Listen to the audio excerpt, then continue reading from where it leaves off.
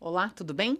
Que bom que você está aqui com a gente de novo no SG para você, o videocast que quer aproximar essa siglinha que você deve estar ouvindo aí em vários lugares, ESG, todo mundo falando, o E de Environment, meio ambiente, o S de Social, social, e o G de governança, de uma maneira mais ampla, a gente pode falar de gestão, né? E aqui qual é o objetivo do nosso papo aqui? Obrigado por você que está nos acompanhando aí no YouTube da By Branding, é discutir como é que isso tem a ver com o seu dia a dia. Então, porque às vezes a gente vê essas discussões que parecem tão amplas, parece de coisa de gente grande, né? De empresa grande. Então, se eu sou uma empresa pequena ou se eu não estou num cargo executivo, talvez não tenha a ver comigo. Tem muito a ver com você. E a gente está trazendo esses assuntos aqui. E hoje o assunto é sobre liderança. E eu tenho aqui uma pessoa que super especialista nisso, numa trajetória bacana de liderança, mas mais importante do que isso, eu acho que é numa trajetória de reflexão, né? Porque não adianta a gente só viver coisas se a gente não aproveita das coisas que a gente vive para melhor viver novas coisas, né? E talvez com isso, com a nossa reflexão e nosso aprendizado, que bacana se a gente puder contribuir com o aprendizado dos outros, né? Com a melhoria da qualidade de vida para a gente, para os nossos familiares, mas também para as outras pessoas que nos circundam e para as organizações nos quais a gente interage, para as quais a gente trabalha, né? Então, isso aqui que é legal, hoje o papo é liderança, liderança feminina com a Lígia. E aí eu já vou passar para a Lígia aqui para ela se apresentar e perguntando, Lígia, por favor, fale um pouquinho de você e fale um pouco dessa trajetória, né? A Lígia, assim como eu, meio inquieta, já percebi, né? E já estudou medicina, médica, executiva de marketing, diretora de negócios. Lígia, conta pra gente aí um pouquinho essa inquietude.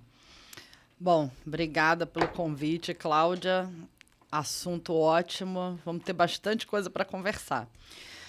Bom, falando de mim primeiro, independente de trabalho, quem eu sou, né? Eu sou uma carioca, com muito orgulho, já com mais de 20 anos em São Paulo, mas carioca me define.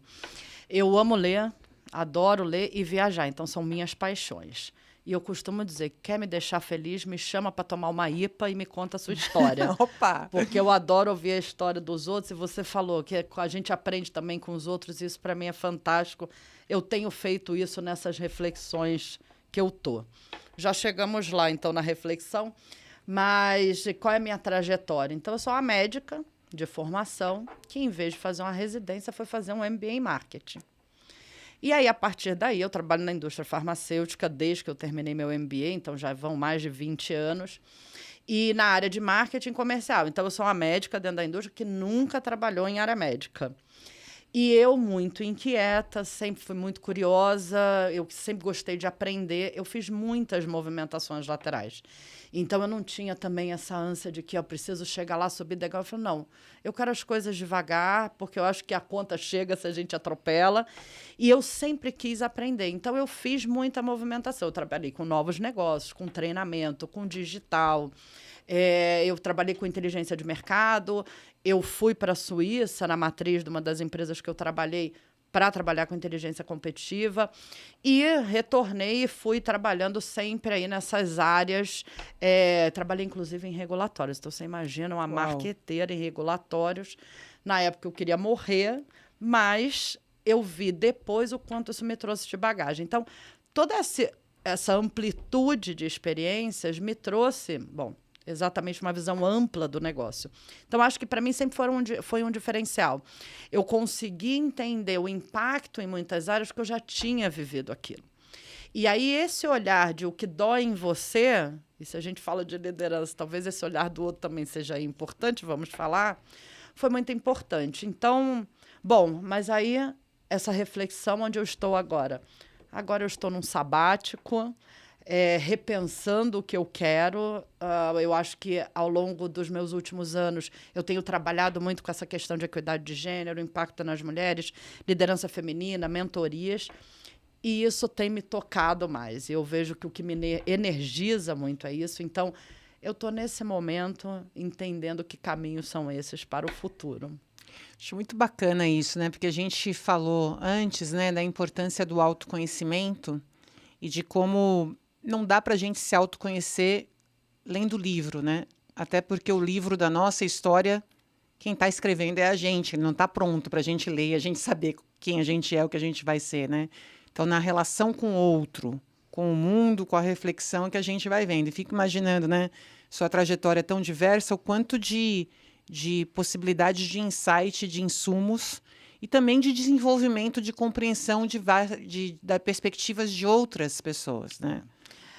E para mim esse foi o ponto principal. Então, a gente falando de liderança, já trazendo um pouco aí na minha trajetória, eu sempre tive essa liderança aqui, desde a época de colégio, desde a época de faculdade, movimentava aí as massas, tinha essa coisa inspiradora, não entendia que isso era liderança, mas quando eu olho para trás eu vejo que eu sempre tive.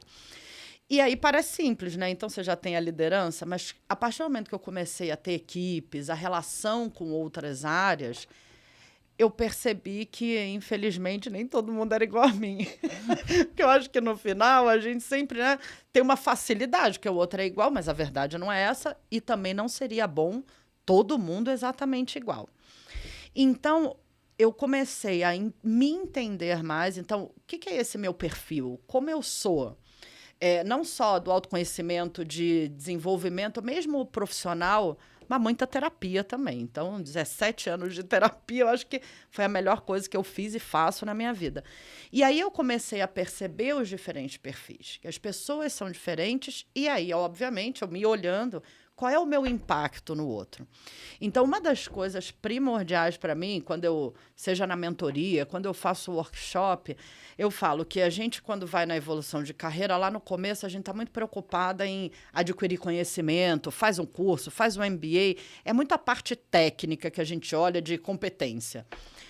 Só que chega um ponto, especialmente ou quando você tem equipe, ou quando você tem que exercer liderança por influência, que você não tem a equipe, que o que você precisa desenvolver é o comportamental, que começa no seu olhar. E aí olhar o impacto do outro e entender. Então, esse, para mim, é um ponto fundamental do caminho de liderança. Eu concordo plenamente com você, porque eu não sei, quando a gente presta atenção, né, eu acho perfeita a sua colocação de falar qual é o meu impacto no outro, qual é o meu impacto no ambiente. Eu não sei se você já prestou atenção, você fez essa reflexão, mas com certeza você deve perceber o impacto do outro em você, o do ambiente em você. Porque às vezes a gente está conversando com alguém e fala, ai, né, fluiu, que gostoso, né? Nossa, me senti super segura. Falei, daí às vezes você está em um espaço que fala, nossa, não consegui, travei, né? E aí você fala, mas o que aconteceu? Não dormi bem e tal? Não, às vezes é essa relação, esse ambiente que de alguma maneira acionou alguma coisa, né? E aí que eu acho interessante é que às vezes o líder, né, o desafio é, ok, todo mundo sabe o impacto do outro, a gente percebe na gente, mas essa preocupação e o desenvolvimento desse olhar do meu impacto do outro é super importante para que eu tenha uma intencionalidade no impacto que eu quero gerar no outro e no ambiente, né? Para promover que as pessoas se engajem, possam vir junto, não é isso? E porque no final a gente não muda o outro, né?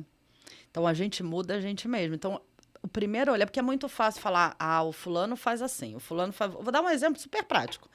Eu uso muito o DISC com equipe, né? Essa ferramenta de perfil comportamental, que é o DISC, porque ela é mais simples, são só 4 perfis, e eu gosto muito de utilizar para essa percepção. Então, eu sou um D. E D com D. Na hora que eu saio, eu ainda aumento o meu D. Então, eu sou dessas pessoas muito objetivas, muito diretas. E aí, claro, a pessoa que demora um pouco mais para elaborar, ou que talvez a gente coloque como um prolixo, que tem que ter cuidado quando taxa, começa a me incomodar. E aí eu vejo, bom, mas é o outro ou sou eu? Eu preciso desacelerar. Mas é interessante que quando eu trago esse tipo de discussão de perfis com a equipe, também tem o olhar de falar, tá, mas quando eu olho o outro perfil, como é que eu posso falar com ele? Então, quem vai falar com o D vai falar, bom, deixa eu me preparar, deixa eu ser um pouco mais objetivo dentro daquilo que é possível. Então, em primeiro lugar, você tem que se olhar. Porque você não vai conseguir mudar o outro. Mas a hora que você consegue elaborar e ter essas conversas, e falar, olha, de repente a próxima vez você vem mais preparado, a gente só tem esse tempo. Então, é muito mais simples, não tão simples, mas acho que é mais efetivo. Porque não dá para não olhar esse impacto. Começa na gente. Por isso que, de novo, eu falo, se conhecer para além do que é possível dentro do trabalho, mas na terapia é fundamental para você conseguir fazer alguma coisa assim. Eu acho interessante o que você falou, né? Porque muito se fala que a pessoa ela se demite não da empresa, mas do líder, né? Porque o líder é tóxico e tal. O que você está falando que eu acho interessante, que eu também fazia essa reflexão com as equipes que eu tive, etc. A questão são as relações, porque os perfis diferentes, né? Você se relacionar com alguém ou que te complementa, se eu falo muito e o outro escuta muito, nossa, todo mundo vai ficar feliz, né? Ou muito parecidos, por mais que todo mundo fale muito, mas eu não vejo no falar muito alguém que tentando me dominar, também rola bem, né? Então, assim, você começar a compreender, né, que tem perfis diferentes e esses perfis podem fazer acontecer coisas muito boas ou não tão boas, porque podem ser mais fáceis, mas não te desafiam, né? Não tem inovação. É quando você começa a valorizar, de fato, o diferente que te desafia, e você começa a perceber que, independentemente, né, Lígia, já entrando assim, se líder é cargo ou liderança a todo mundo, porque o líder é tóxico, mas como é que você está exercendo também a sua liderança, autoliderança, para transformar aquela relação, compreendendo, então, que se meu líder ele é mais objetivo, executivo, pragmático, né, como é que eu ajudo essa conversa e vice-versa, o líder também, né? Compreender para ter uma comunicação mais inclusiva de ambos os lados, né? E é isso, que liderança, a gente falou antes, não tem nada a ver com cargo. Pegando a indústria farmacêutica, você tem aí uma massa de gerentes de produto, muitos. O gerente de produto é um exemplo típico de quanto você precisa exercer liderança sem ter cargo. Então, é a liderança por influência. Você vai precisar das pessoas e de muitas áreas para executar aquilo que você precisa sem ter nenhuma hierarquia e gestão por ninguém. Então, é a parte da liderança. Isso é independente de cargo. Quantas vezes você não vê, seja um analista, um coordenador, independente em que posição na hierarquia, que você vê que exerce essa liderança, que é a inspiração, a motivação, conseguir fazer com que as pessoas sigam para o mesmo objetivo. Então, essas são características, eu acho que algumas pessoas já têm isso um pouco mais, mas você também consegue desenvolver um pouco. E isso é importante das pessoas sempre entenderem que a liderança, ela pode ser exercida em qualquer momento, em qualquer hora. E não precisa ser essa pressão que muitas vezes vem. Não, mas você quer crescer, então pensa-se logo em liderança como gestão. E tem gente que não quer gestão. Quer fazer uma carreira como especialista, uma carreira técnica, não quer ter equipe, mas não necessariamente precisa abrir mão de liderança.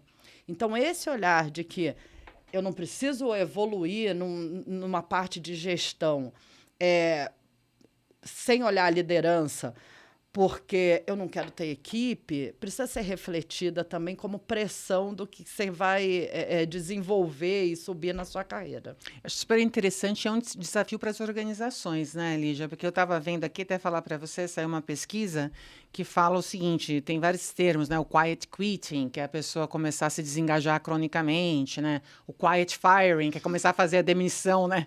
Tal. O grumping stay, que é ficar, porque eu tenho que ficar, mas fico amuado, fico zangado dentro da empresa. Então, tem essas expressões.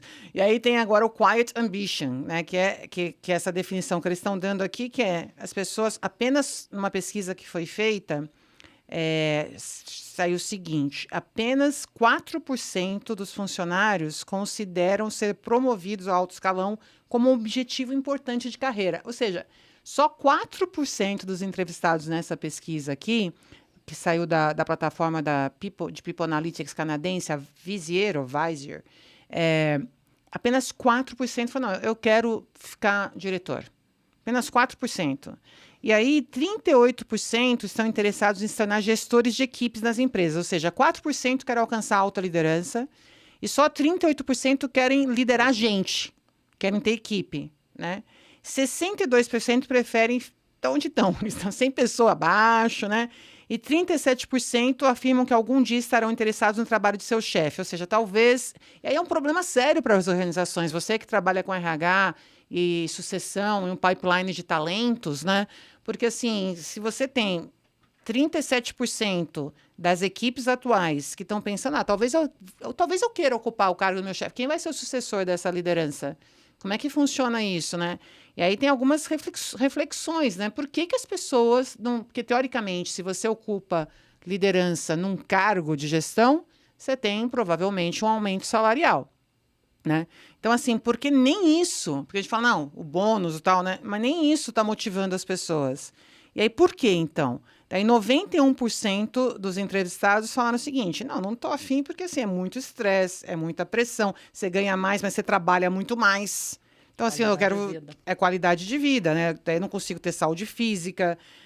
Então, assim, é uma coisa interessante, né, Lígia? Que desafia as organizações, desafia a gente a pensar o que é liderança, as condições que estão sendo...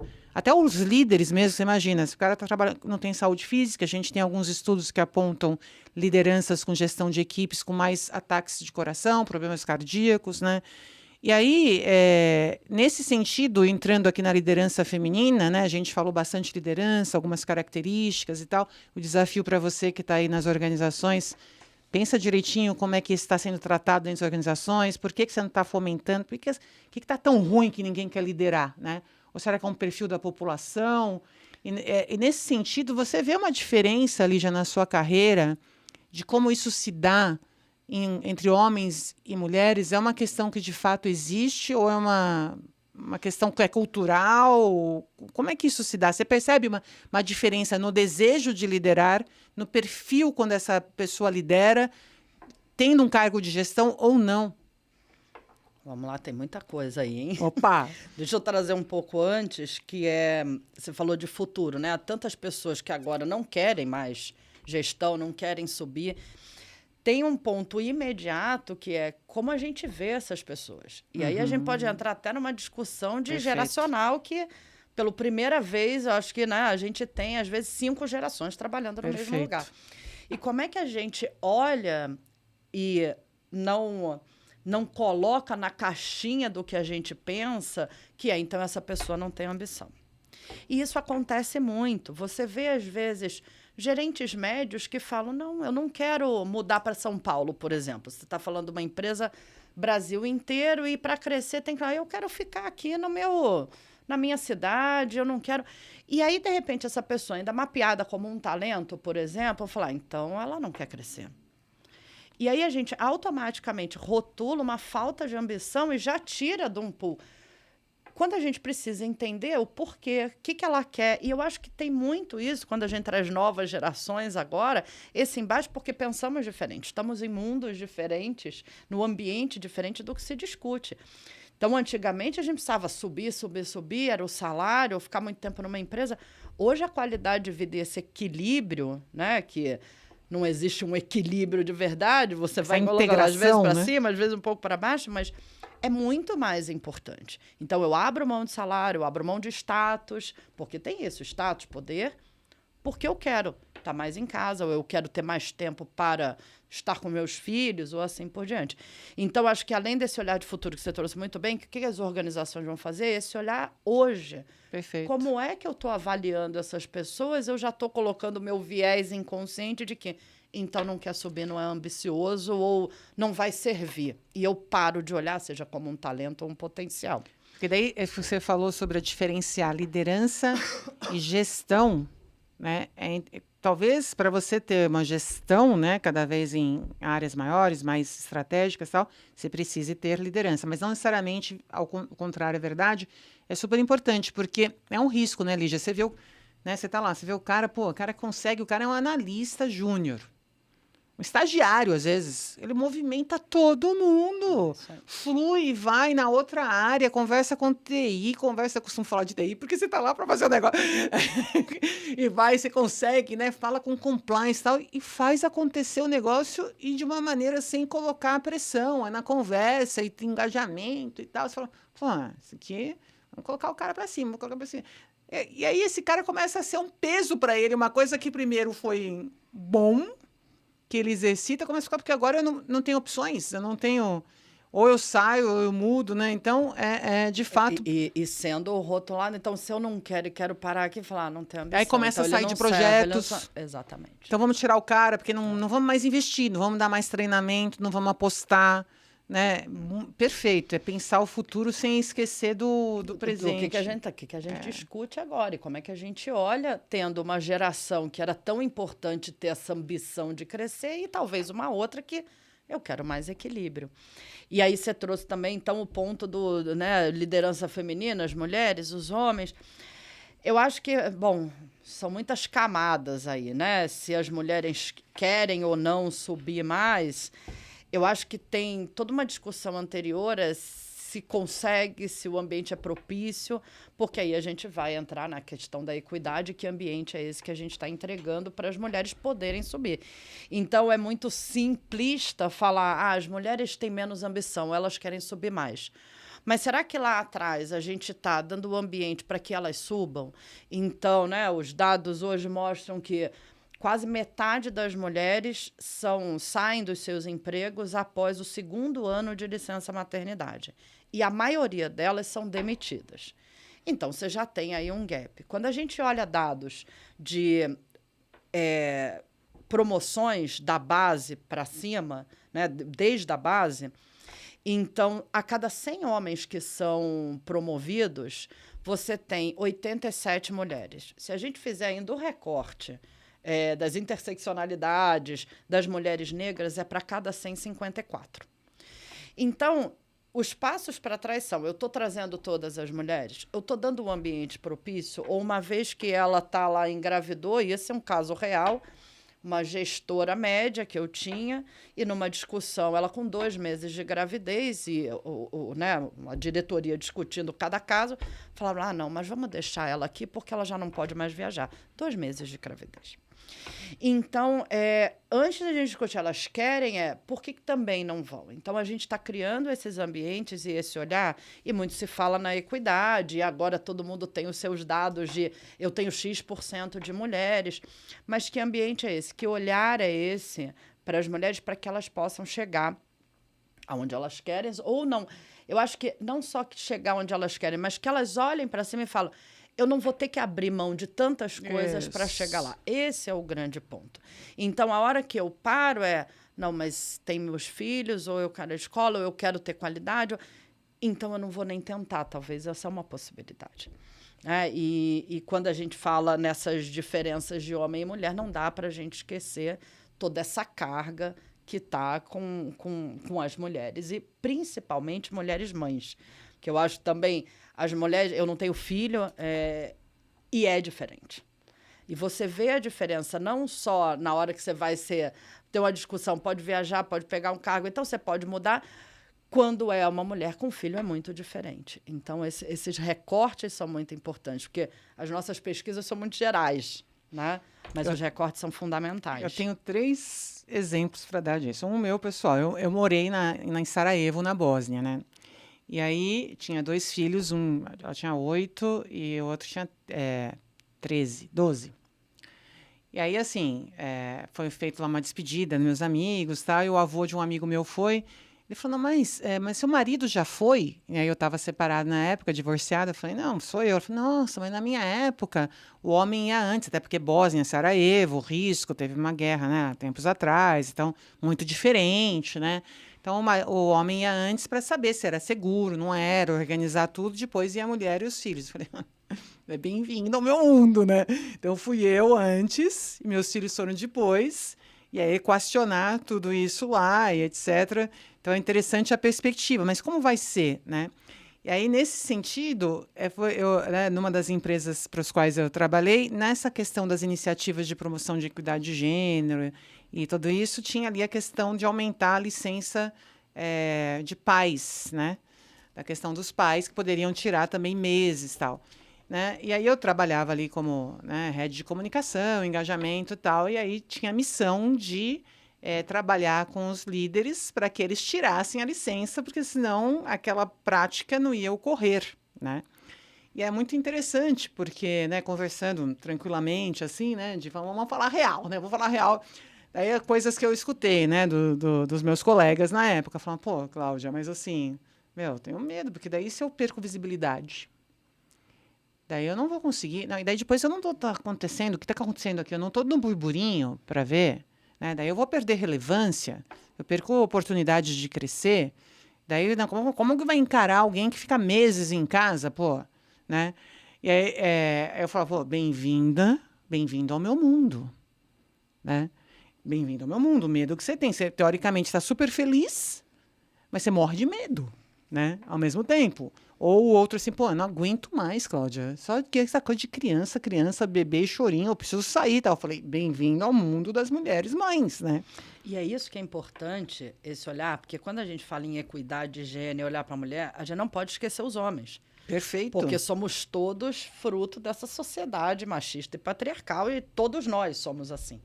Então, se a gente não muda esse entendimento, isso, porque quando uma pessoa fala isso, eu vou perder relevância, imediatamente deveria pensar, é isso que acontece com as mulheres. Você não consegue nem pensar. E é isso que termina sendo feito. E né? parece que é correto, né? Assim, E parece que é correto. Então, eu não posso perder, mas você nem para pensar e fala, então é esse o medo. E tem hoje eu vejo muitas mulheres de 30 e poucos anos também postergando, não só por causa disso, mas a gravidez, que fala, mas se eu engravidar agora que eu conseguir chegar à coordenadora, aí eu não vou conseguir. Então, mulheres hoje, nessa sociedade que a gente já discute isso mais, com 30 anos, pensando se elas devem engravidar agora exatamente por isso. Porque, no final, as organizações, sim, o dado que eu falei de 50% das mulheres que saem após o segundo ano de licença maternidade mostram isso. Então, é um medo que não é irreal. Validado, né? E interessante também, eu trabalhei numa empresa que tinha licença paternidade por mais tempo, né? 60 dias, alguma coisa assim. Além de tudo isso que você falou, como é que você trabalha o ambiente? Porque uma das coisas que a gente mais ouvia era os colegas de trabalho, a hora que sabiam que um ia sair de licença paternidade, falava, vai tirar férias, hein? Vai tirar férias de 60 dias, vai fazer nada. E esse é o entendimento, porque é isso. O pai está em casa 60 dias, ele não vai fazer nada, é a mãe que continua sobrecarregada. Então, olha a profundidade quando a gente fala da discussão de equidade de gênero. E a gente fala que é sempre a cultura, mas além da cultura da própria organização, é a cultura no mundo, de onde a gente vem. Perfeito. E para reforçar esse seu ponto, que eu concordo plenamente, né? Uma outra experiência que não foi numa empresa que eu trabalhei, mas que eu acompanhei, né? Era o seguinte, foi um banco que estava sendo questionado, né, de não ter promoção para mulheres, etc. E a resposta foi o seguinte, não, a gente tem critérios objetivos aqui, né? Meritocracia, critérios objetivos, e dentro desses critérios é necessário, para ter promoção, etc., para fazer alguns cursos que estão na trilha de desenvolvimento que a pessoa precisa fazer. O que acontece é que as mulheres não se interessam em fazer. E aí foi muito interessante essa percepção de que você está dentro do teu universo da empresa, mas você é afetado pelo universo todo, e a relevância de você entender o contexto interno, não é aquela coisa da ferramenta SWOT, né? Que são ameaças, forças, fortalezas, fraquezas. Então, o ambiente externo e você nessa interação, nessa relação. E aí o ponto que foi colocado é, quando são ofertados esses cursos? Geralmente eram aqueles horários que, por uma questão, né, estrutural, da perspectiva do qual é o papel da mulher, a mulher está levando o filho na escola, está saindo para dar banho, para ver almoço, ou está indo para pegar filho. Então, ela não conseguia equacionar para fazer esses cursos. Aí foi feito todo um acordo, tal, de ajuste de conduta, para, né, colocar. Então, reforçando o seu ponto, você vê a importância de você... Do ambiente, porque a gente fala tanto em diversidade hoje, equidade de gênero, mas para todas as outras questões. É muito bonito. A maioria das vezes você tem políticas muito bem estruturadas, você tem cursos, né? Agora, que ambiente é esse que você está entregando para que isso seja viável? Então, para um outro recorte de diversidade, como um exemplo, às vezes você tem uma série de funcionários, por exemplo, com deficiência auditiva. Mas como é que você faz um feedback adequado para esse funcionário? Passa todo, seja em que posição que ele esteja, mas se você tem que passar diretrizes, se você também não tem um desenvolvimento gestor, se você não tem o curso de Libras, se você não tem um software que ajuda nesse dia a dia, então não adianta só ter as políticas, os números. Que ambiente que eu estou ofertando para que isso seja possível, inclusive no olhar de que horas que é a aula, se essa mulher pode ou não, né? E no preparo também, acho que você trouxe um ponto super importante, né, Lígia? Até para essa questão do multiculturalismo, entrando, né, numa diversidade, né, de gerações, etc., também do repertório das pessoas que estão ali, né? Para, de fato, começar a trabalhar tanto skills e habilidades de entender o outro e questões, né? Quando eu tinha 17 anos, eu fiz um intercâmbio cultural. Fui para os Estados Unidos, que é mais comum, tal, mas assim, a gente tinha os grupos que iam para vários países e a gente tinha umas aulas de sensibilidade cultural. E eram coisas... E eu cheguei a ter problema, olha que interessante, tinha um desconforto com a minha família que eu fiquei lá, depois que eu fui descobrir, assim, porque eu tomava muito banho. E eu ficava muito tempo no banho, e era muito caro aquecer a água, e eu, né, usava a água e aquecimento como, né... E são sutilezas que começam a dar um problema de comunicação, começa a criar um ranço, né? Vamos falar, né? Começa a criar um ranço, né? Fala, pô, tá gastando, né? E eu não estava nem entendendo o que é, né? Então, sim, essa questão da sensibilidade cultural, e não estou falando nem de outras culturas de outros países, aqui agora, né? É um ponto importante nesse exercício de liderança também, né, Lígia? E o que a gente estava falando dos diferentes perfis, mas essa questão cultural vou trazer até exemplos quando são de outros países. Você vai subindo, às vezes em multinacional, né? O mais comum é essa questão de cross-cultural, né? E trazendo um pouco de perfil e de comunicação é um ponto desses. Como é que nós latinos somos, no geral? Né? E então a gente floreia mais, a gente fala, a gente dá a volta para colocar a gente menos objetivo, a gente tem muito essa questão do afeto, do abraçar. Quando você pega pessoas de outros países, eu trabalhei muito tempo em empresa nórdica, é tudo mais objetivo, é tudo mais direto. E às vezes você pode estar interpretando como sendo muito grosseiro, é muito agressivo, mas não é. Assim como do outro lado interpreta que mas é prolixo, não me dá a resposta que eu preciso, fica trazendo... Então, isso é importante. Aqui são diferenças culturais mesmo, mas isso vale para os perfis, porque toda vez que a gente traz, né, a gente falou da liderança feminina, há diferença entre liderança feminina e masculina? Tá, não faltam estudos que demonstrem algumas competências, habilidades que estão mais nas mulheres. Então, às vezes a comunicação é mais indireta, mas é mais colaborativa, tem essa coisa do olhar e do desenvolvimento maior, os homens são mais focados em ação, aí às vezes os homens são mais diretos, mais focados no resultado. Tem essas características, mas é tudo um pacote. Então, toda análise, todos os reportes e pesquisas, elas são no coletivo. A gente não pode esquecer o individual, porque senão, de novo, estamos perpetuando estereótipos. Uma vez que a mulher vai se encaixar Perfeito. aqui, uma vez que a homem vai se encaixar ali. Então, eu mesma, dentro de muitas das minhas características, talvez eu me encaixasse mais no que é a caixinha do homem do que a caixinha da mulher. Aquilo que teoricamente serviria para aumentar a compreensão virou uma armadilha, né? Exatamente. Então, isso é importante quando a gente olha isso para entendimento, quais são as caixinhas, mas entender o indivíduo. Então, trazendo de um exemplo que é as diferenças culturais entre um Brasil e uma Suécia, por exemplo, é a mesma coisa quando você fala, talvez, da Lígia e de uma outra pessoa que tem essa outra característica. Então, de novo, a gente volta, que para mim, uma das coisas mais importantes é se entender o impacto no outro e esses diferentes perfis. E não sair, e não perpetuar os estereótipos e nossos vieses inconscientes, que é o normal. Eu falo que não dá para tirar, a gente precisa gerenciar. E faz parte desse olhar para o outro. Né? Sabe, eu lembrei uma coisa, eu falava para o meu pai aqui, hein? Meu pai é minha audiência firme. Ele falava assim, Cláudio, toma cuidado com a média. Né? Aquela coisa da média sempre ser burra, porque ele falou, imagina uma pessoa com a cabeça no forno e o pé no congelador. Na área do umbigo, a temperatura média está super confortável, mas não quer dizer que aquele ser esteja feliz, né? Então, assim, acho interessante essa questão da média, né? Como a gente tem que cuidar desses números e entender de fato.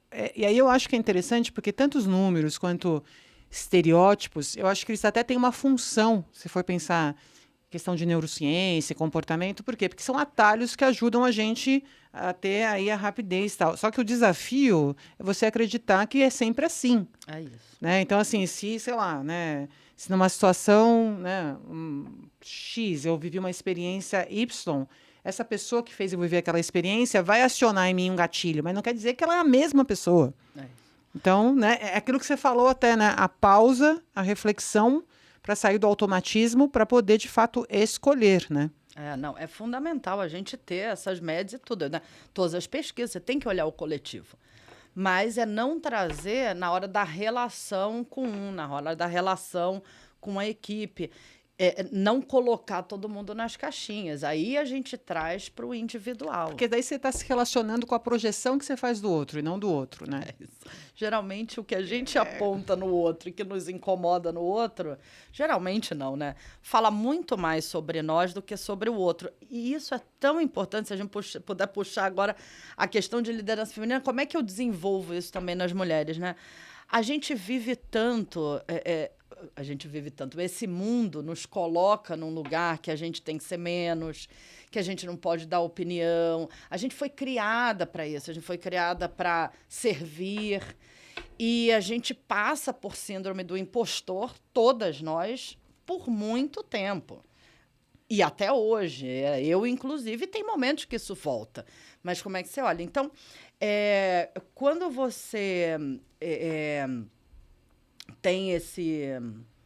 Me perdi aqui. Então, para as mulheres, né, que a gente está falando, se elas estão vivendo isso, então, que a gente, a gente é modelado, né, para homens e mulheres, né? Então, você vê mulher da gargalhada, ai, não pode. Homem da gargalhada, ele é espontâneo, né? O homem mais firme... como é que você puxa do que tem a dizer a você. Onde a gente estava, que era... Normalmente, o que nos incomoda e que o que eu falo tem a ver mais com a gente do que com o outro. E isso é importante nesse entendimento das mulheres, quando a gente olha para o desenvolvimento da liderança feminina, porque a gente é muito doutrinado a trazer para a gente. Então, imediatamente, eu já falo, não, então eu não tenho muito a colaborar. Mas ele falou que eu tenho alguma coisa, então eu já assumo isso. Mas todos esses incômodos têm a ver com outro, em que lugar nos colocamos. Então, quando você tem acho que é libertador, quando você olha e fala, não, se ele está me chamando de arrogante, ou que eu... Mandona, sabe tudo. Tem mais a ver com o outro do que comigo. E a gente precisa tirar isso, porque aí sim, no desenvolvimento de liderança feminina, que a gente tem que olhar nossa voz, que a gente não libera, porque a gente foi criada para estar aqui, não contestar, a síndrome do impostor, dessa insegurança. Então, a gente conseguir assumir nossos espaços passa também por entender o que é meu e o que é do outro, e o que é da sociedade em geral. E tem uma coisa, uma expressão que em inglês que eu não consigo traduzir direito, que é own it, né? Se você é assim, se essa é a roupa que me assuma. Né? Porque uma vez eu achei bem interessante essa questão do... eu estava trabalhando na Bósnia e tinha um colega meu holandês e a gente estava discutindo um cenário, um projeto, e ele falou, Cláudia, mas você, né, como toda mulher e ainda latina, é muito passional. Né? Eu olhei para o cara e falei, verdade, sou. Nós latinos, mulheres, somos passionais. Inclusive, é por isso que eu estou aqui 40 graus abaixo de zero, trabalhando num cenário complexo pra caramba, né? E não estou lá na praia, né? Então, assim, por isso que eu estou aqui, né? E o que você contribui? E isso é muito difícil, né? Então, o own it tem que ser, mas até a gente entender isso, e posso falar de mim, eu passei uma vida inteira. Então, eu sou essa pessoa dela que eu falei do Disque, eu sou muito objetiva, eu sou direta, eu sou super crítica, eu adoro uma discussão, eu adoro essa troca. O debate, então, né? O debate, né? E a discussão do debate. Sim, eu não positiva, tenho problema com conflito, porque eu acho que conflito não é um problema, pelo contrário, a falta de conflito é uma questão. Então, eu sempre fui... Devo ceder, hein? Eu acho, se você fizer seu disco, deve ser um D.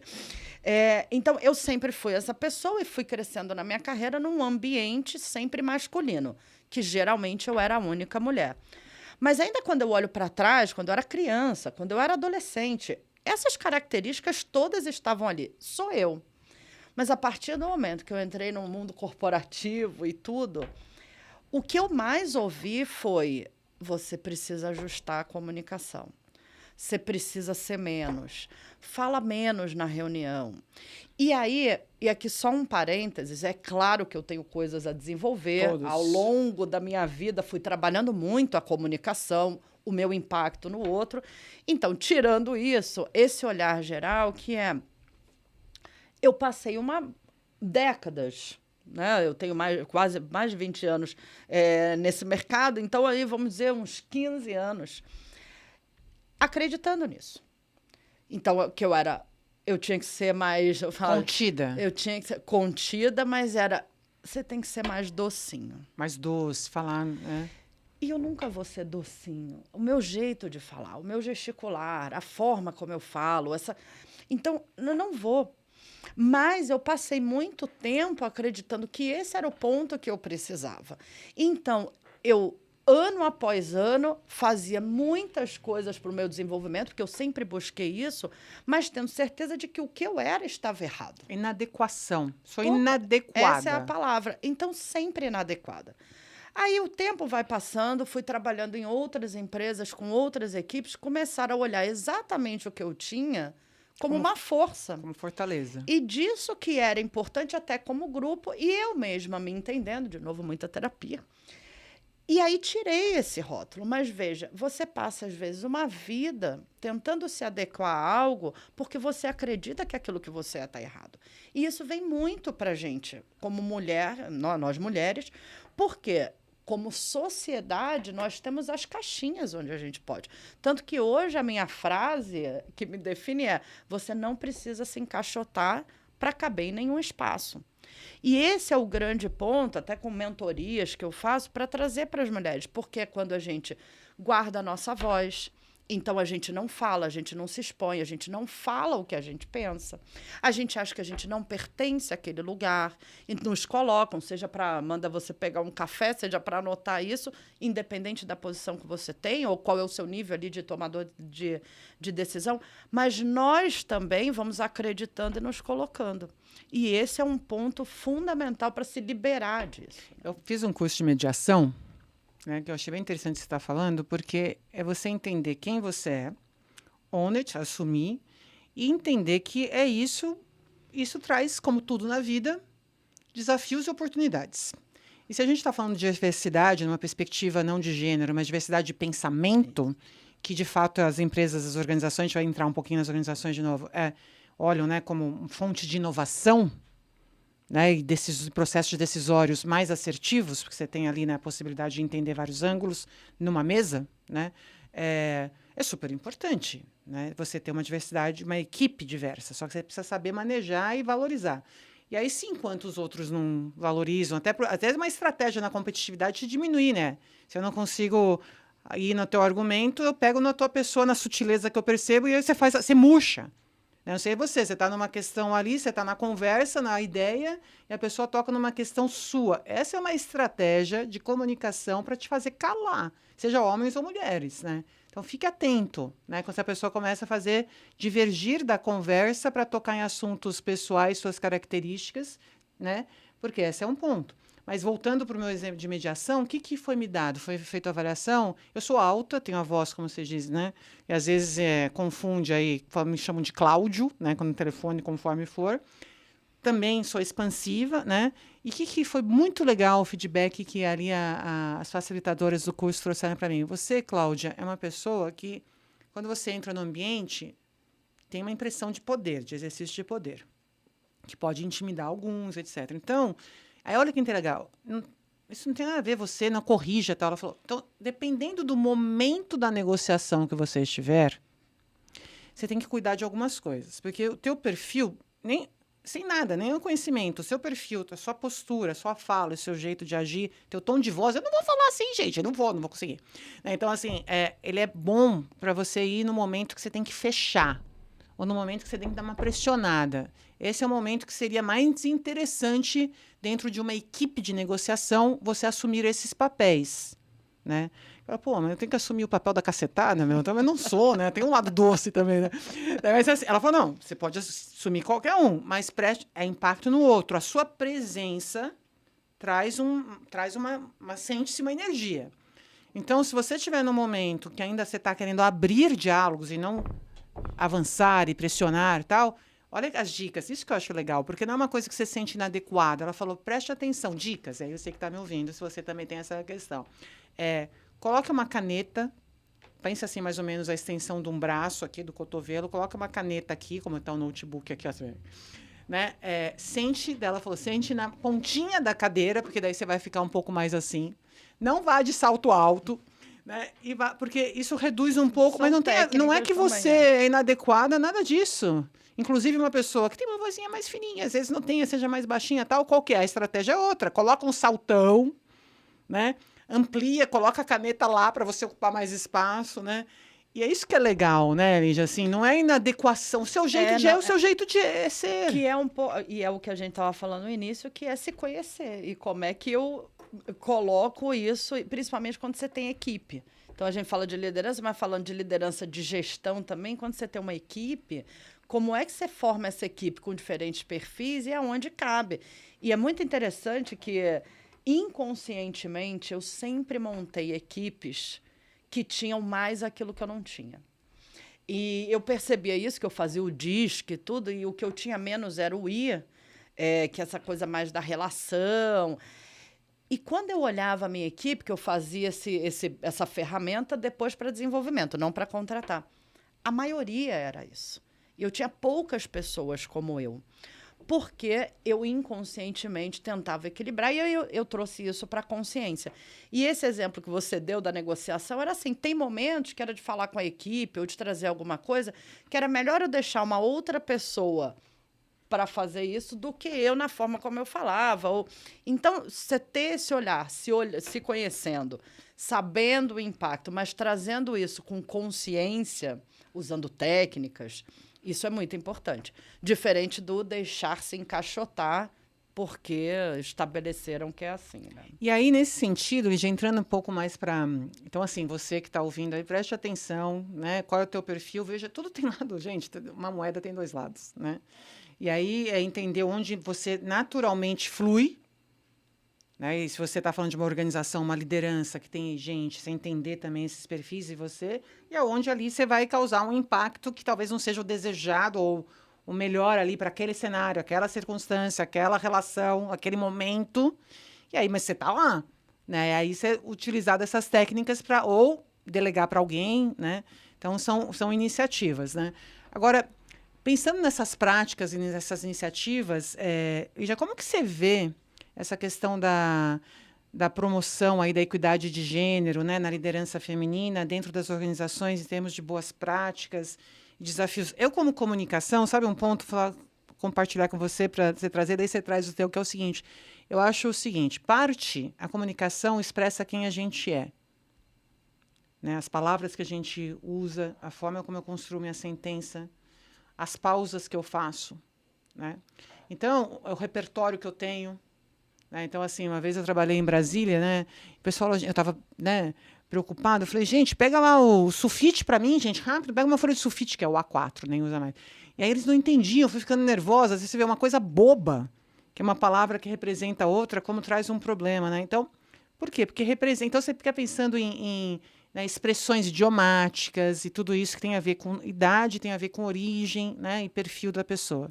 Então, para mim, um dos pontos que na comunicação que eu sempre reflito com as organizações eu entendo a necessidade da comunicação executiva, só que entenda, você vai perder.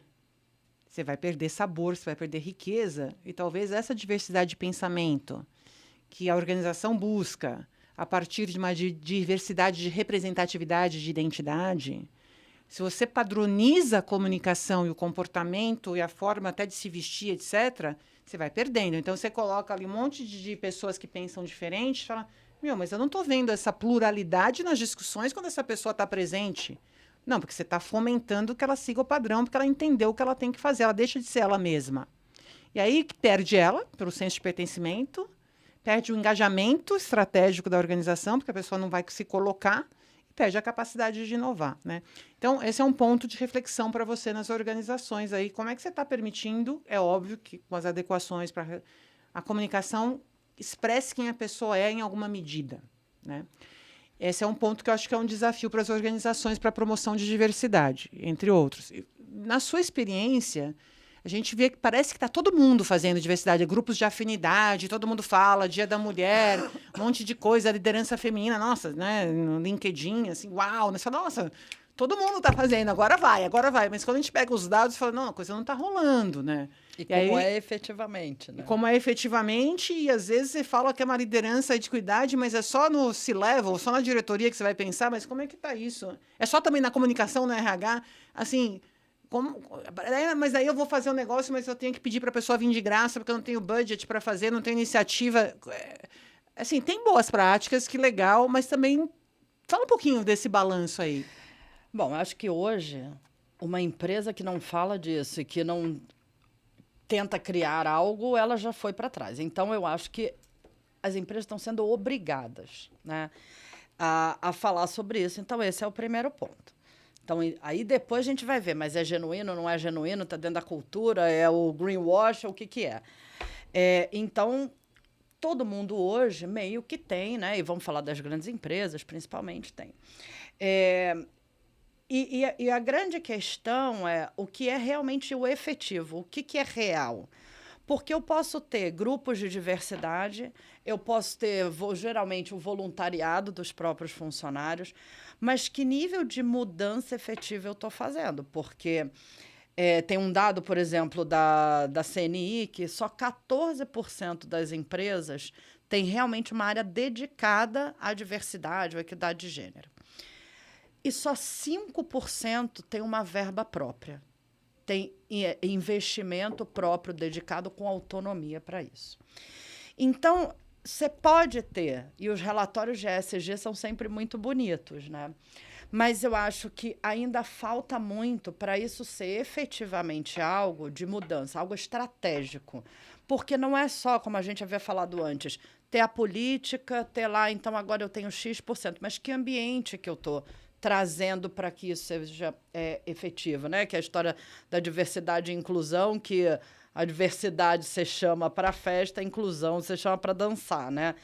Então, eu acho que hoje as empresas, elas estão no caminho, porque não dá mais, os próprios funcionários trazem essa necessidade. Então, como é que eu não estou falando de equidade de gênero ou de raça, e com esse olhar geral, mas eu não acho que isso seja já algo que está estabelecido, que você tenha realmente pessoas pensando estrategicamente. E como é que a gente muda a cultura no geral com esse olhar para trazer esse ambiente. Então, acho que a gente tem um longo caminho. Eu costumo dizer no grupo que me rodeia que, às vezes, a gente está numa bolha, apesar de ser uma bolha boa, mas é uma bolha. Porque a impressão que a gente tem é que as coisas estão mudando. Porque a gente fala mais sobre isso, a gente vê cada vez mais empresas que querem fazer parcerias, que querem ter esse olhar. Mas, se a gente sai um pouco dessa bolha, ou de que grandes empresas que a gente está falando, ou são multinacionais, e a gente olha, não é bem assim que está acontecendo. Então, eu digo que o que tem de grande mudança hoje é que a gente fala mais sobre esses assuntos. Não tem como não falar. Mas de mudanças efetivas, a gente ainda está muito longe. Então, eu falo, a gente não vai ver. Então, a gente está construindo legado para as próximas gerações, talvez 2, 3, 4 gerações. Então, eu acho que ainda tem um longo caminho a percorrer para que isso seja efetivo. E se eu puder botar mais um ponto, como é que a gente pode chegar lá? Acho que não adianta, são empresas, né? E qual é o objetivo principal dessa empresa? É lucro, é valor para o acionista e assim por diante. Então, como é que eu trago toda essa questão de diversidade para além do impacto social, que por si só já é muito importante.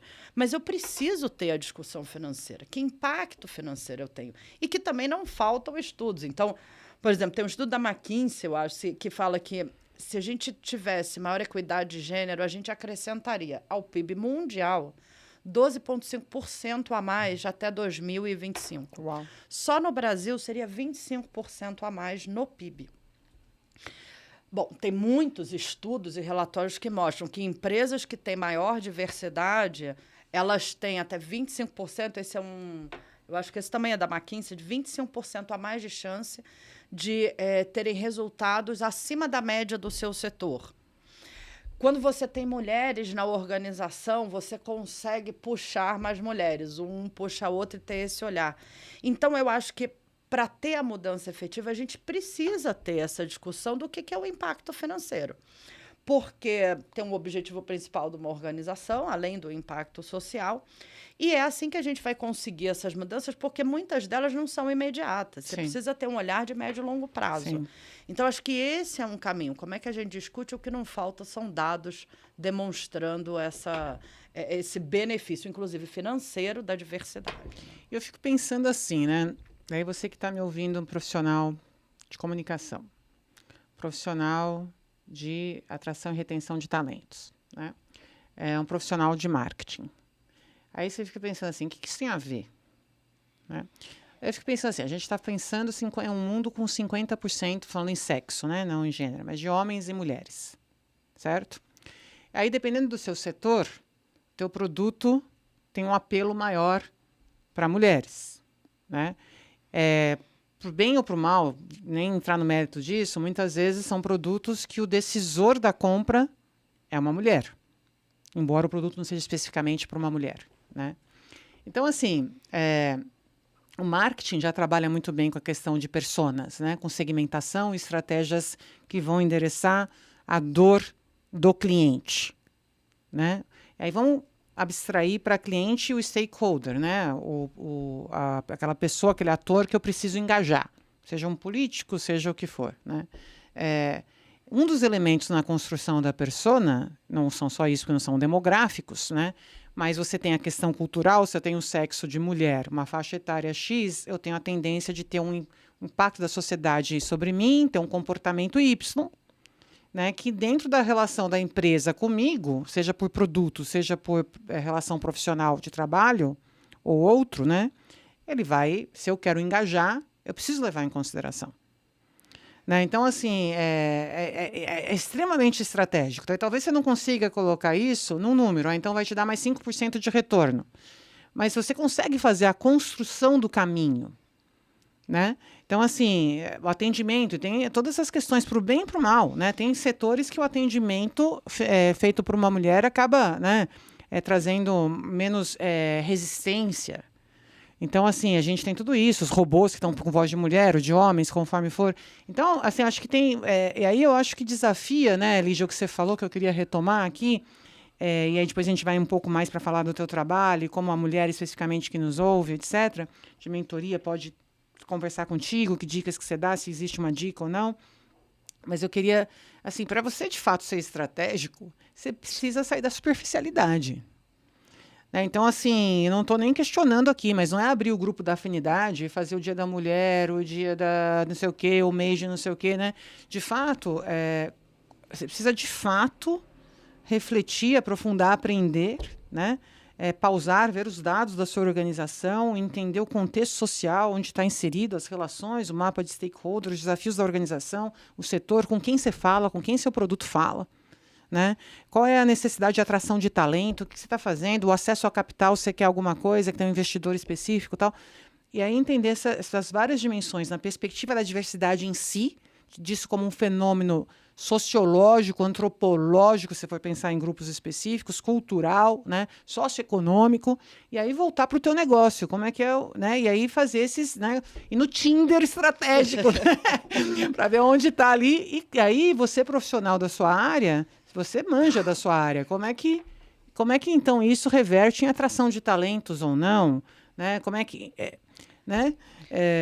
Isso você falou de olhar para o negócio, que a gente estava falando, como é que eu coloco isso também no financeiro, às vezes não dá para fazer essa conta de imediata, mas, nossa, eu tenho tantos exemplos, mas uma vez eu fui fazer uma reunião de novos negócios com uma empresa que estava lançando um produto para cólica menstrual. Só homens.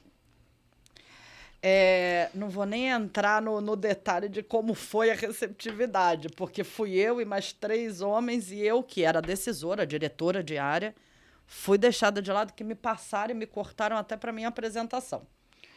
A gente vive isso sempre. Agora, é impressionante porque eles também não conseguiam ver que toda a estratégia, a forma de comunicação que fala, e claro que não era um absurdo enorme, porque fez pesquisa, falou com mulheres, mas ainda assim tinham nuances que um homem não vai conseguir olhar. Da mesma forma, a gente vai ter exemplo oposto, obviamente. Total.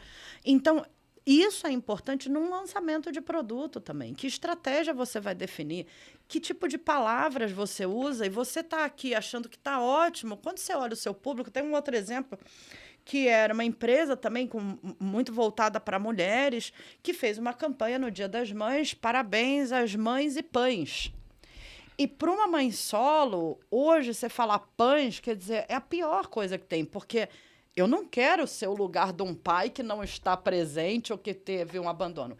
Então, essa sensibilidade de que palavra usar, de como eu me comunico, do que é importante, se você não tem na mesa de decisão pessoas diversas que tenham esse olhar, você vai continuar e vai manter esse viés que temos, né? Os viés inconscientes. Eu queria falar duas coisas. Isso não tem nada a ver com... Tem tudo a ver, mas não tem nada a ver com como as pessoas entendem o que é lugar de fala. Exatamente. Não é que um homem não tenha lugar de fala em questões da mulher. Todo mundo tem lugar de... Eu costumava falar para uma moça, até depois ela era muito tímida e ela tinha dificuldade de se colocar nas reuniões, aquilo que a gente estava falando. Não, mas eu não acho que é relevante o que eu vou falar, que eu queria depois você vai tocar esse assunto. Mas eu falava, olha, todo mundo que nasce é assegurado no momento do nascimento com a certidão lá, vem assim, pelo menos 1 metro quadrado e uma cota de oxigênio para poder viver. Né? Você precisa saber se o teu metro quadrado está sendo ocupado por você, se o teu oxigênio está sendo respirado por você ou por outros. Né? Então, todo mundo tem lugar de fala sobre tudo. A questão não é o mesmo lugar de fala. Né? Eu trabalhei com a questão de violência de gênero, né, etc. Eu falei, não, mas o homem... Não, a gente... Porque senão você vai ficar convertido. Né? Não é isso que a gente está falando. Não é um mundo para mulheres e um mundo para homens. E eu acho isso muito importante, porque essa é uma fala minha que é... Essa questão do lugar de fala, eu também sou muito crítica de eu só posso falar, então meu lugar de fala o outro não pode. Eu não acho, eu acho que todos nós temos as experiências. O que a gente não pode é se colocar fechado naquela única experiência ou a forma como a gente vive, mas todos temos. E é sobre isso, é essa diversidade de pensamento e abertura.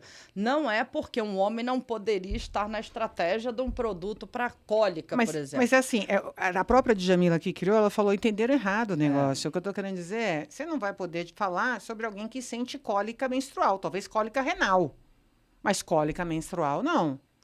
Ou você não vai poder falar como é que é para quem teve filho, você sentir, né, as contrações.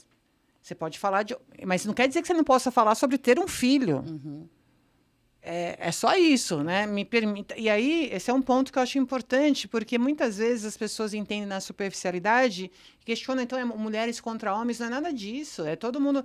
Na verdade, o mundo é de todos, e esse é o desafio da promoção da equidade e da diversidade. Né? E nesse sentido, eu acho super importante também, porque às vezes as organizações falam, mas a gente já fez a pesquisa. Já ouvimos mulheres, sim, só que essas mulheres que você ouviu não estão dentro da organização e não conhecem tanto o desafio do negócio, não conhecem tanto o produto, quanto aquela liderança que está sentando na mesa. Então, você tem o melhor dos mundos. Você tem uma mulher, né, que sofre ou não sofre o que for cólica menstrual, convive com isso desde ali dos 10, 11, 12, 14, conforme for, né? Tem as amigas, ouviu as mães, tem toda a questão até de como você entende isso culturalmente, né? A cólica era uma questão de pecado para algumas ou outras. Então, tem uma série de coisas que provavelmente, porque não faz parte do seu dia a dia, você não vivenciou. E que numa pesquisa que é super importante, né, de fazer e tal, talvez não venha, mas ali não é alguém que está ali discutindo e conhece também o negócio. Que vive. Vive o negócio, conhece o produto, conhece tal, tem o budget, não tem o budget, né? É diferente. Então, um não exclui o outro. Então, e eu acho que assim, né? Essa lógica de liderança e de gestão eficaz e tal, é fazer mais com menos e tal, aquela coisa toda. Você tem as pessoas que podem contribuir, né? E lembrando, né? Eu também trabalhei numa farmacêutica, na época, a gente estava trabalhando na equipe, né? Lançamento de produto para enxaqueca. Eu falei, vamos fazer uma coisa assim, a comunicação não é ficar mandando videozinho para cá, vídeo para lá, faz parte, mas assim, fazer o seguinte, vamos fazer uma roda de conversa com aqueles colaboradores que querem falar sobre enxaqueca, ou porque tem, ou porque são casados com quem tem, ou é mãe, pai, e querem falar.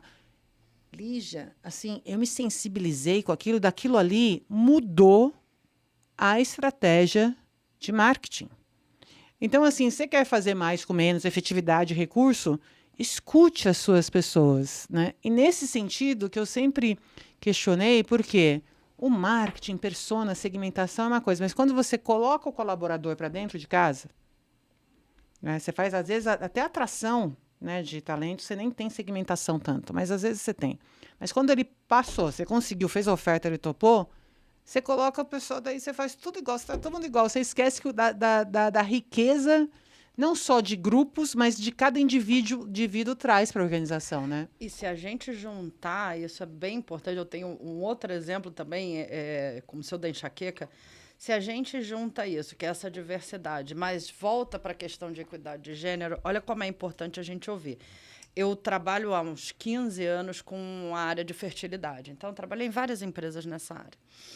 E comecei a fazer mais trabalhos internos de entendimento. Então, na própria empresa que trabalha com isso, não tinha esse entendimento total dos funcionários, né? Você está ali dentro, mas não vive aquilo. E falando mais sobre isso, principalmente sobre preservação da fertilidade, que eu trago sempre como uma questão de equidade, um dos pilares de equidade de gênero, de repente as pessoas começaram a me procurar no privado para falar das histórias delas. Ou que tiveram sucesso num tratamento, ou que já estavam chegando a quase 40, não conseguiram ter filho, o que ia acontecer. Ou seja, eu sei que, de repente, eram dezenas de mulheres me buscando no privado para conversar comigo. E aí que eu percebi, trouxe isso para o grupo depois, o quanto essas mulheres, e num assunto tão sensível, que é essa questão da fertilidade, elas sofriam. Elas passaram por muitas coisas por anos por causa desses tratamentos e o gestor do lado não sabia. O colega que estava sentado ao lado dela não sabia. E, de repente, ela teve que faltar algumas vezes. Ela deve ter passado por um impacto psicológico e emocional gigantesco, mas ninguém nem sabia. Então, a importância desse olhar você traz essa diversidade que realmente já está ali dentro. Vamos falar sobre as coisas. E, ao mesmo tempo, quando a gente traz para a equidade, quais são as coisas que impactam essas mulheres que a gente nem está sabendo e está aqui do meu lado? Quer ver um exemplo desse? Eu fiz um post no LinkedIn, aí você está ouvindo também, depois a Lígia vai dar o LinkedIn dela, o meu é Cláudia Sérvulo Dias, entra lá, quero ouvir você, sobre a questão do luto, da gravidez perdida e o luto. Nossa, um monte de gente me procurando mensagem. E falando da falta de sensibilidade, embora elas entendiam, né? E homens e mulheres, porque a gente acha que o pai não sofre, a mãe... Ambos estão ali num luto muito sentido. E falando assim, como a falta de sensibilidade. Mas não dá, ainda bem, né? Só um feijãozinho. Não, vai ter outro, vai... Não, espera, né? E aí, como isso mexia com as pessoas. E esse desafio, né? De você voltar a trabalhar e não sei o que e tal. E aí, você pode pensar, falar, mas, pô, a empresa é para trabalhar, né? Mas, assim, a gente não está falando de relações mais humanizadas, né? Da importância disso, até mesmo numa perspectiva estratégica de engajamento. E que é impossível, a empresa é só para trabalhar, mas é impossível você tirar a sua roupa de quem você é na hora que você entra na empresa e virar ali só um funcionário que você está trabalhando. Isso tudo está ali o tempo inteiro. E é força também. Né? Que a gente falou da necessidade de ampliar repertório, né? Ampliar repertório se faz estudando, lendo, interagindo e vivendo várias vidas a partir da experiência do outro naquilo que é possível viver, né? E isso vai me dando mais repertório que em algum momento, além da empatia e do engajamento, se eu estou ali num produto, numa coisa, também me dá um despertar, né, Lígia? Agora, a gente está falando de tantas coisas, né? Eu acho super importante essa mensagem. Não é equidade de gênero, diversidade, equidade de gênero, não é só sobre mulheres. Primeiro porque a gente está falando, não vamos entrar aqui na conversa de hoje, mas que a gente está falando de gênero e não de sexo, né, que é um outro elemento, mas assim, vamos pensar. Mas assim, é de todo mundo. Até porque, né, falando nessa sociedade mais machista, do machismo estrutural, por exemplo, essa questão do luto neonatal, é claro, o homem sofre muito. Mas sofre, entendeu? Às vezes, então, assim, essa é uma sociedade que promove a equidade, ela promove a equidade para todo mundo. Ela pode até focar numa questão, Mas, na verdade, a sociedade como um todo fica melhor para todo mundo, a organização fica melhor para todo mundo, né? Eu falo sempre que não haverá equidade de gênero se não olharmos também para os homens. Eles são igualmente impactados pelo machismo e pela sociedade patriarcal, porque o homem não chora, o homem não sofre, o homem não pode Tem que ser, o homem não pode ser doce, a mulher não pode ser firme, o homem não pode ser isso. acolhedor. E é esse exemplo, né, de um luto desse, mas o homem não pode ali sentir. Então, isso tem que ser feito em conjunto. Eu acho que em alguns momentos, doutora, você chamou a atenção de não é separado homem e mulher, porque não é esse radicalismo. Pelo contrário, quando a gente fala em equidade, é ter algo equilibrado social, política, economicamente, para ambos. Então, é fundamental que a gente olhe também, que é um dos outros pontos. Acho que em algum momento a gente falou, as organizações estão fazendo, as políticas, isso. Mas como é que a gente olha também esse homem que tem que estar inserido e tem que começar a refletir sobre esses vieses, do impacto que o machismo causa também neles, né? Então, acho que esse é um ponto fundamental. Perfeito, porque me incomoda, assim, a gente não é inimigo de ninguém, não é isso. Assim, mas também padronizar todo mundo também está esquecendo alguém. Então, assim, dar visibilidade para um não quer dizer apagar o outro. E se a gente faz essa cisão, a gente perde, porque aí você gera resistência. Ah, lá vem a mulher da equidade. Isso. Ah, lá vem ela que só fala disso e odeia homem. Não é Sabe porque eu vi isso. um estudo, até se quiser eu compartilho contigo, com você que está me ouvindo, você me pede, eu compartilho também, que foi um estudo raríssimos que eu vi, que ele estava falando, o estudioso, pesquisador, estava falando do risco da diversidade nas organizações. Eu falei que interessante, porque geralmente você não vê isso, né? E ele fala várias coisas, mas os pontos, a necessidade da organização e de manejar isso adequadamente, por quê? Porque a resistência contra a resistência que pode vir é de uma percepção de injustiça organizacional, se isso não foi bem trabalhado. E aí, na verdade, todo mundo fica bonito, tinha foto, tem o grupo de afinidade, tem o dado e tal, mas, na verdade, o trabalhar a diversidade na organização e as várias diversidades pode provocar um conflito velado que pode causar uma resistência e criar um viés que antes não existia em algumas pessoas. E que a gente já percebe essas discussões quando a gente vê as cotas raciais, porque então eu não conseguia entrar por causa de uma cota que isso é injusto. A gente vê nas organizações quando você abre vagas para mulheres. Então, isso já acontece. Porque aí a gente volta numa discussão da meritocracia, né? A gente tem que rever o que é isso da meritocracia. Está saindo todo mundo do mesmo lugar, mas o conceito de meritocracia antes era o que imperava para todos, né? Então, isso não é meritocrático, porque se eu estou trazendo, porque tem que ser esse gênero ou essa raça, então esse é um ponto que já acontece que a gente precisa discutir isso. Por isso que não é só fazer política. Como é que a gente mexe nessa cultura que é nossa como sociedade, mas dentro das organizações E não tem também. jeito, né? Do meu jeito que eu enxergo é por meio de diálogo, de conversas francas, de ajudar as pessoas. Aí vem a questão da inclusão pela comunicação, ou seja, não exigir que a pessoa fale no meu padrão. Entendeu? A pessoa não é executiva. Ela não é dominante. Então, assim, se eu quero que ela venha junto, se eu quero que ela venha junto, eu preciso apoiá-la que ela venha junto. E talvez eu tenha que explicar para ela, olha, talvez eu fique incomodada que você está demorando para falar, mas tudo bem, porque é meu jeito. Eu tenho que explicar o que está acontecendo, né? E se eu sou líder, sem cargo ou com cargo, teoricamente, eu consigo ter um olhar mais abrangente. Então, cabe a mim a responsabilidade de conduzir isso no sentido de, sim, eu sou dominante. Né? Então, eu quero pragmatismo, mas o outro não é. Mas o outro me importa na opinião dele. Então, se ele ainda não consegue estar neste lugar, cabe a mim, que tenho liderança, né, com cargo ou não, apoiá-lo e trazê-lo junto. E não falar, olha, se prepara e vem aí depois que eu não tenho tempo para você. E essa abertura para o erro e para o diálogo. Porque... as mudanças não virão de uma hora para outra. Eu falo, todos somos machistas. Eu fui criada nessa mesma sociedade. Então, a hora que os melhores momentos que eu tenho de mudança ao longo da minha carreira, e principalmente nos últimos anos, nesse sentido, foi quando uma outra pessoa percebeu o que falou, que aquilo não estava muito certo. Aí depois veio buscar, conversamos sobre isso, eu expliquei por que aquilo não fazia tanto sentido, mas um ambiente que se cria essa abertura até para o outro chegar e falar, poxa, mas eu falei isso, não foi legal. E não imediatamente já apontar, já brigar, já excluir, já julgar.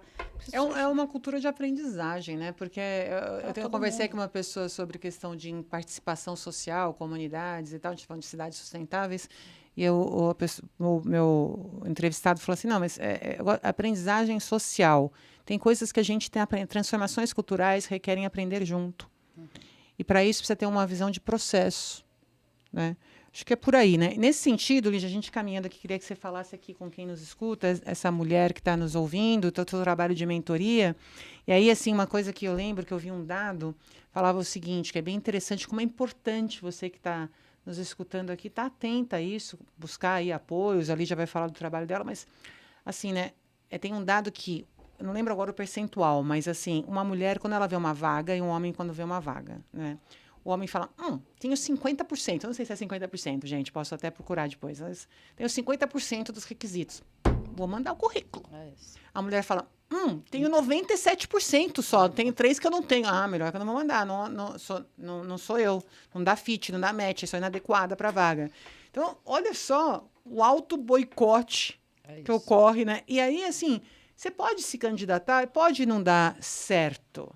Mas é um processo de aprendizado, participar do processo de entrevista e tal, é um processo de você refletir, se autoconhecer, aprender coisas novas, aprender pessoas novas, né? Então, assim, não é? E como é que é esse trabalho que você faz? O que você percebe, Lígia, nisso aí? Eu tenho 3 pontos principais que eles terminam permeando sempre, que é a voz, o seu espaço e a síndrome do impostor. Então, pelo menos a maioria das mulheres que eu mentoro tem essa questão de elas ficam mais caladas, acham que não podem se colocar, porque elas, como todas nós, fomos colocadas nessa caixinha. Então, sempre falo que, para mim, os principais trabalhos são, eu ajudo as mulheres a liberarem essa voz, porque não é achar sua voz, ela já está lá dentro, você só precisa liberar, e estabelecerem, tomarem seus espaços. Então, se eu estou numa mesa de uma reunião e eu fui convidada para aquilo, é porque eu tenho que contribuir, é porque eu posso contribuir. Então, eu não posso me diminuir porque tem gente com uma patente maior ou tem gente com um repertório, talvez outro, mas se eu estou ali é para contribuir. E a síndrome do impostor, que eu acho que no final também ela só piora todas essas outras coisas. Porque a gente foi criada também para se colocar ali num lugar muito reduzido. Então, o meu maior trabalho é de se conhecer, é de se olhar, é de ouvir suas próprias histórias. Então, muitas pessoas se colocam num lugar menor porque vem, talvez, de uma família de maior vulnerabilidade, porque fizeram uma faculdade que é pior, porque não tiveram as oportunidades de fazer o intercâmbio, de aprender o inglês quando era criança. E assim vai, são diversas as coisas, mas no final o que a gente vê é uma falta, é como a gente se auto-boicota com a nossa própria história. Então, uma das coisas que eu gosto muito de fazer, por isso que eu falo que eu gosto de ouvir a história dos outros, quando você escuta essa história, você começa a mostrar e você fala, mas olha o que você atingiu, olha o que você fez. Você começa a resgatar um pouco da força do que é essa mulher. Então, isso, para mim, é uma das principais coisas. E, aos poucos, você vai trazendo um pouco dessa coragem, né, de se colocar. Porque é coragem, porque vai contra tudo aquilo onde você passou uma vida inteira. Então, esses são os meus principais pontos, né? A minha forma de mentoria, ela não é muito encaixotada num padrão, claro, que tem algumas ferramentas e tudo, mas eu sou muito mais da informalidade, de eu entender a necessidade, porque às vezes a pessoa vem com uma questão que é com gestor ou que é com um projeto que está liderando, mas quando você vai ver, isso é muito mais profundo. E aí, como é que a gente sai da superfície, né, e vai entregando mais repertório? Então, é sempre essa informalidade, mas numa preocupação de não virar um grande bate-papo ou um muro de lamentações. A gente tem que se movimentar, né? E se eu puder deixar uma dica aqui, que eu deixo para todas, eu sou muito da leitura. Então, eu gosto de ler, eu sempre indico livros. Tem 2 livros da Maite Carvalho que chamam, um chama Persuasão e o outro é Ouse Argumentar. São 2 livros que eu acho bem importantes para todas as mulheres lerem, que ele traz essa parte de comunicação. E tem um outro também para se identificar, que é da Rafa Brites, que chama Síndrome do Impostor, que ela conta a história dela e é interessante se ouvir. Porque, no final, o que eu trago muito para essas mulheres é se reconhecer no outro. Então, as pessoas, às vezes, vêm para mim e falam, nossa, mas você é uma médica, diretora, e você fala. Tem pessoas que olham, algumas das mentoradas no início, será que um dia eu vou conseguir ser igual a você? E o que eu trago mais é a minha história, que não foi nada fácil, no sentido de eu também fui rotulada porque eu tinha uma comunicação diferente, que eu não cheguei aqui simplesmente porque fui... Quais são essas histórias? Então, quando você se reconhece no outro, quando eu falo para elas, eu tenho síndrome do impostor até hoje. Ela está um pouco melhor trabalhada, mas até hoje.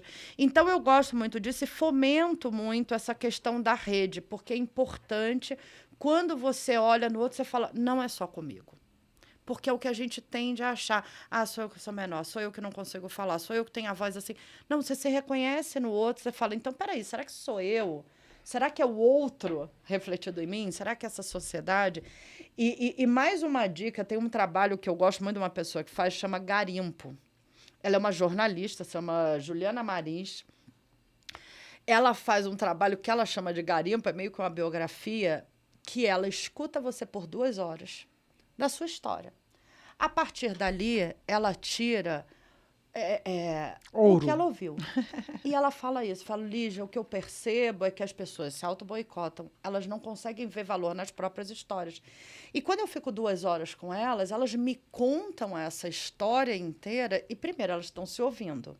E é muito emocionante. E é transformador para algumas pessoas. E com o olhar dela, que nunca te viu, ela te entrega um relatório do que você é. Isso eu tenho dado de presente para algumas mentoradas e tem sido importante, porque é você se reconhecer na sua própria história. Isso é maravilhoso. Então, essas são algumas das coisas que valem, né? Dicas valiosíssimas. Eu acho interessante, assim, porque o pessoal falava para mim, nossa, Cláudia, você é tão corajosa, né? Nossa, você foi para Brasília, você foi para não sei aonde, você foi para Bósnia, né? Com criança e tal. Eu falei, eu sou corajosa? Eu falei, não sou corajosa. Não, eu falei, eu sou corajosa, né? Se reconhecer nisso também. E eu assim, nossa, mas você fala tão bem, não sei o quê. Não, para você é fácil, né? E eu falo, né? Já dei palestra para 5.000 pessoas, que foi. Mas eu costumo brincar, você não me viu indo no banheiro antes e depois. Né? Então, assim, gente, né? Eu acho também que é importante, talvez, Lígia, porque não é quer dizer que você vai apagar. Né? Eu aprendi uma coisa na minha vida que é assim, o medo... Ele é meu melhor amigo. Ele está sinalizando para mim que alguma coisa importante está acontecendo. Né? Porque é risco, porque é oportunidade, porque eu quero muito, é desejo. Né? Então, assim, e talvez ele toma proporções... Por quê? Porque ele não atualizou o software. Ele ainda me vê como pequenininha. O medo, ele é o melhor amigo. Sabe aquele irmãozão que você nunca cresce para o irmãozão, ou para a irmãzona, ou para a mãe? Você sempre está pequenininho? Então, assim, você já sabe cozinhar, você já sabe tudo, tudo bem. Talvez o gosto não fique tão bom quanto da tua mãe, mas você sabe se virar. Mas daí a mãe nunca deixa você cozinhar, sabe assim? Não acontece comigo, meus filhos que cozinham lá porque eu não sei cozinhar. Mas então, o medo, ele é meu melhor amigo, ele está me sinalizando alguma coisa, ele tem uma boa intenção, mas ele não entendeu que eu cresci. Né? Então, eu não entendi que eu cresci. Se eu entender que eu cresci, que eu superei, eu costumo falar com o meu medo, né? Assim, eu falo, valeu, obrigado, você está querendo me proteger, mas te contar, eu já aprendi outras coisas. A gente precisa bater um papo depois para te contar as coisas que eu aprendi. E outra coisa que eu acho importante, como amigas minhas, e também, assim, eu posso falar mais livremente, eu falo, se você, assim, você está conversando comigo, né? Conversa com você como se você fosse sua melhor amiga. Porque a gente tem uma tendência de pegar um chicote, falar, tá vendo que você fez isso? Tá vendo que você deixou de falar? Nossa, você foi na reunião, naquela oportunidade, você perdeu a oportunidade. Né? O que muda? Se coloca, faz uma coisa de teatro, se coloca na posição de melhor amiga de você mesmo. O que você falaria se você fosse sua melhor amiga? Você acolheria muito melhor. A gente, sim, vão ter outras reuniões. E aí a questão é, passa por auto-amor, né, Lígia? Por que que você não é a sua melhor amiga? É isso, né? Eu acho que esse é um ótimo exercício. E para a gente, de novo, entender o que é nosso, o que é do outro e o que a gente carrega da gente, que é fruto disso. Então, quando olham isso né, mas você fala tão bem, você não sei o quê, como falam para mim, eu falo, gente, não importa em que extremo você esteja, se você está totalmente calado, isso vai ser um impacto para você. Se você está no outro extremo, dessa personalidade forte, que fala, expansiva, você também vai estar. Porque para a gente, em qualquer lugar que a gente não esteja naquela caixinha ali, vai ser uma questão. Então, por isso que a troca, por isso que o olhar, ou esse exercício, se for sua amiga, como que você falaria, e criar essa rede que você possa reconhecer no outro é tão importante para a gente não carregar esses rótulos para uma vida inteira e ficar nesse mesmo lugar. E não tem modelo certo, né, Lígia? Você quer ser mãe, se você não quer ser mãe, tá tudo bem. A organização tem que prover condições para isso, porque senão ela vai perder talentos, né? Se você fala e você tem uma questão mais expansiva, mas você não tem, tá tudo bem também. Precisamos de todos os perfis, como no exemplo que você deu da negociação. Porque também não dá para ter só Lígias ali. Ia ser o caos, não ia dar nada certo. Então, a gente precisa, de novo, a diversidade. É para tudo, é de perfis, é de pensamento. Então, não tem o certo. E não tente também se forçar a ser um modelo daquele que você acha o melhor. Perfeito. Porque eu tenho um perfil, uma forma de falar. Não necessariamente vai ser a mesma para você se colocar em algum lugar. Então, isso também é importante. São as individualidades, né? Não cair na armadilha, né? Que o pessoal fala que às vezes eu faço muita risada e gosto do humor e tal. E às vezes eu não tô afim. Eles falam, nossa, agora eu preciso fazer o humor. Agora, gente, eu não tô afim de fazer o humor agora. Né? Porque eu acho que daí vai criando uma coisa, né? Lígia, adorei, mas assim, tenho certeza que você adorou também. Como é que faz, então, a pessoa que fala, pô, eu quero conhecer melhor esse trabalho da Voz do Espaço, né? A síndrome do impostor, conversar com a Lígia, trocar uma ideia de qualquer coisa, né? Eu já tô querendo, gente, já falei aqui da gente bater conversa. Não, e trocar ideia comigo mesma. Eu vou até falar, uma das coisas que é isso de se reconhecer, de ouvir a história dos outros, eu já não aguentava mais essa questão de digital. Então, ao longo desse ano, eu criei os 52 encontros. Então, eu me propus a fazer 52 encontros com pessoas que eu não via há muito tempo, ou pessoas que apareceram, de repente, na minha vida, e foi a melhor coisa. Então, pro ano que vem, eu estou pensando em fazer 52 encontros de pessoas que eu não conheço. Olha, para conhecer pessoas novas. Então, pode me chamar para o café, pode chamar para tomar uma IPA também, vou gostar bastante. Lígia Imbeloni, tanto no Instagram quanto no LinkedIn. Pode ficar à vontade para me acessar. Então, abertíssima a tomar cafés e conhecer a história de cada um por aí. Legal, vai estar certinho o nome da Lígia lá no descritivo, aqui embaixo, que você vai ver, a gente vai colocar direitinho. Aproveite. Eu espero tomar essa IPA com a Lígia e tenho certeza que a gente vai ter outros papos aqui com você junto. Deixa aí no comentário se você gostaria que a Lígia comentasse alguma coisa, falasse alguma coisa ou explorasse numa outra conversa algum outro assunto. Já estou te convidando aqui. Já estou aceitando o convite por ela, né? E é isso. Adorei essa conversa. Tenho certeza que você gostou também. Muito obrigado, Lígia. E até a próxima.